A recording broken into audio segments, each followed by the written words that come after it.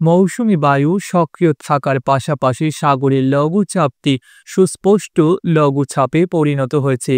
এর প্রভাবে রোববার ১৩ জুলাই সকাল থেকে কক্সবাজার সহ উপকূলীয় অঞ্চলে বৃষ্টি শুরু হয়েছে।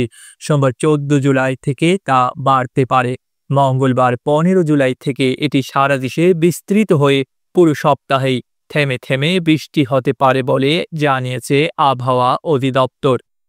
আবহাওয়া অধিদপ্তরের আবহাওয়াবিদ মোহাম্মদ তরিফুল নেওয়াজ কবির গণমাধ্যমকে বলেন, মৌসুমী বায়ু বাংলাদেশের ওপর মোটামুটি সক্রিয় এবং উত্তর বঙ্গোপসাগরে মাঝারি অবস্থায় রয়েছে। এর পাশাপাশি সাগরে একটি সুস্পষ্ট লঘুচাপ সৃষ্টি হয়েছে। এর প্রভাবে সারা দেশের ওপর দিয়ে বৃষ্টিপাতের সম্ভাবনা রয়েছে। এছাড়াও উপকূলের ৪ সমুদ্র বন্দরের জন্য ৩ নম্বর সতর্ক সংকেত এবং নদী বন্দরগুলোর জন্য ১ নম্বর সতর্ক সংকেত দেওয়া হয়েছে। তরিফুল নেওয়াজ কবির আরও বলেন, রোববার পঞ্চগড়, রংপুর ও নীলফামারী জেলার ওপর দিয়ে তাপপ্রবাহ বয়ে গেছে। টাঙ্গাইল, ময়মনসিংহ, চুয়াডাঙ্গা ও কুষ্টিয়া জেলাসহ রাজশাহী, ময়মনসিংহ ও সিলেট বিভাগ এবং রংপুর বিভাগের অবশিষ্টাংশের ওপর দিয়ে মৃদু তাপপ্রবাহ বয়ে গেছে। সোমবার এর বিস্তৃতি কমবে। মঙ্গলবার তাপপ্রবাহ দেশের কোথাও না থাকার সম্ভাবনা রয়েছে। লঘুচাপের প্রভাবে দেশে বেশিরভাগ অঞ্চলে বৃষ্টিপাত হতে পারে। আবহাওয়ার সতর্কবার্তায় বলা হয়েছে, উত্তর বঙ্গোপসাগর ও তৎসংলগ্ন বাংলাদেশের উপকূলীয় এলাকায় একটি লঘুচাপ সৃষ্টি হয়েছে। এর প্রভাবে উত্তর বঙ্গোপসাগর ও তৎসংলগ্ন এলাকায় বায়ুচাপের তারতম্যের আধিক্য বিরাজ করছে।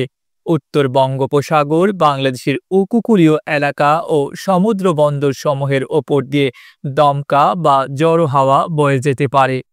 সতর্কবার্তায় আরও বলা হয়েছে, চট্টগ্রাম, কক্সবাজার, মোংলা ও পায়রা সমুদ্র বন্দর সমূহকে ৩ নম্বর স্থানীয় সতর্ক সংকেত দেখাতে বলা হয়েছে। উত্তর বঙ্গোপসাগরে অবস্থানরত মাছ ধরার নৌকা ও ট্রলার সমূহকে পরবর্তী নির্দেশ না দেওয়া পর্যন্ত উপকূলের কাছাকাছি এসে সাবধানে চলাচল করতে বলা হয়েছে।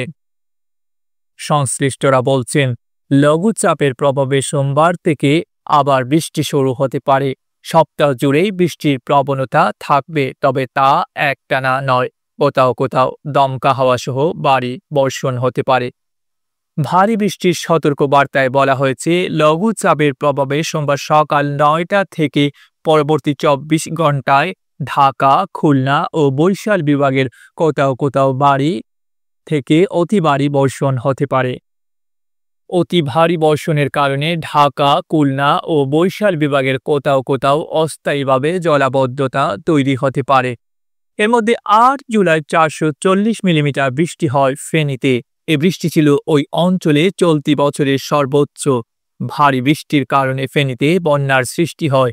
নোয়াখালীর বিভিন্ন এলাকায় জলাবদ্ধতার সৃষ্টি হয়। ফেনীর বন্যা পরিস্থিতির এখন একটু উন্নতি হয়েছে।